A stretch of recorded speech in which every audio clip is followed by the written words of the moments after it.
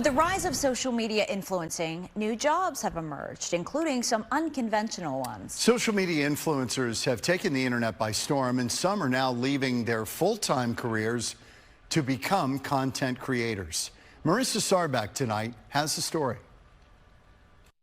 Imagine being able to say something or post something on social media and reach 100,000 people, maybe even 200,000 people. What about 300,000 people? Well, for these social media influencers, it's not just a reality, it's a full-time job.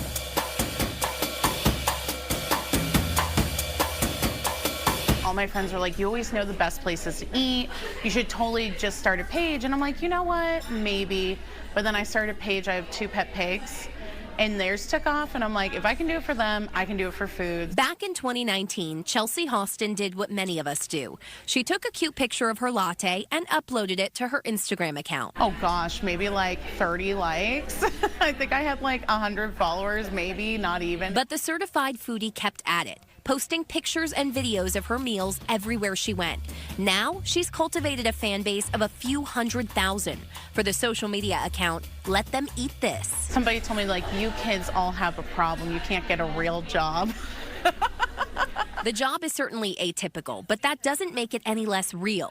Chelsea's whole mission is to keep it real as a plus-size content creator battling an autoimmune disease. It's definitely shifted my mindset because I think there's representation, and I have a lot of people who are disabled or have chronic illness or they are plus size, and I don't fit the mold, or I'm like a little different. Her followers love her authenticity, and she loves the job and the lifestyle it brings. In fact, she makes enough money that she was able to quit her teaching career and pursue this full-time. She's not the only one who's cracked the social media code to financial success. The last probably year and a half, I was matching my full-time income. Aisha Beasley built an account focusing on fashion and lifestyle, documenting her daily life around Arizona. It was just like a fun little side hobby. I never thought it would turn into like a full-time job. She's also amassed an impressive following over the years, partnering with national brands and making enough to leave her job as a visual merchandiser. In 2020, I started matching my full-time income.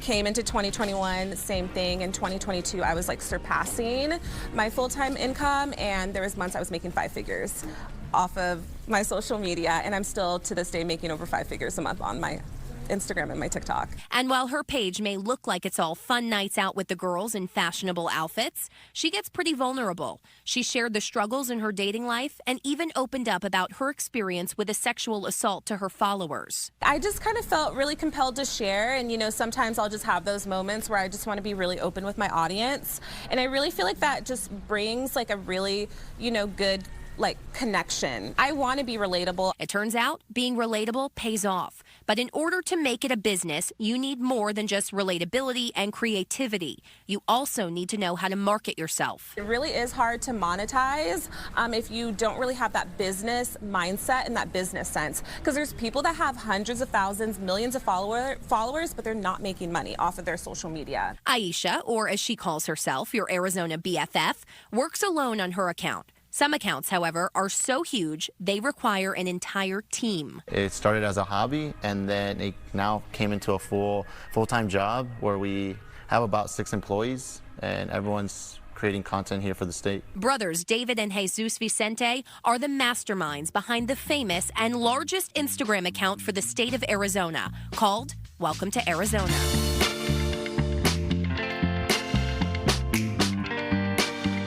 Born and raised in the West Valley by immigrant parents from Mexico, they're proud of their heritage and the place they call home.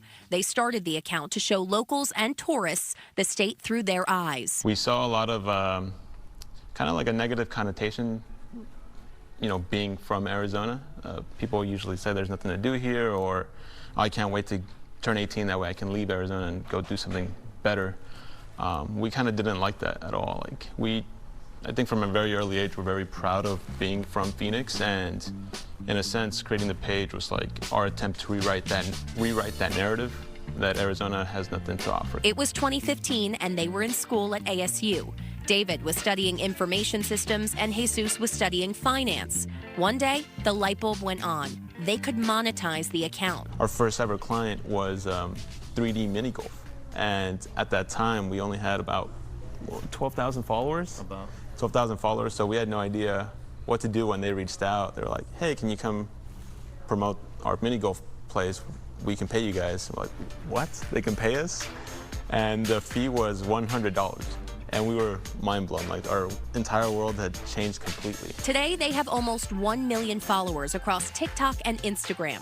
Clearly, they're doing something right, and they're doing it together. my brother's more on the creative angle, and me, I'm more of the sales, more of the networking, operations. And I think because of that, I think we have grown to be like the #1 influencer or media company here in the state. Corporations, small businesses, even tourism offices around the state hire them for campaigns to attract people from all around the world to places in Arizona.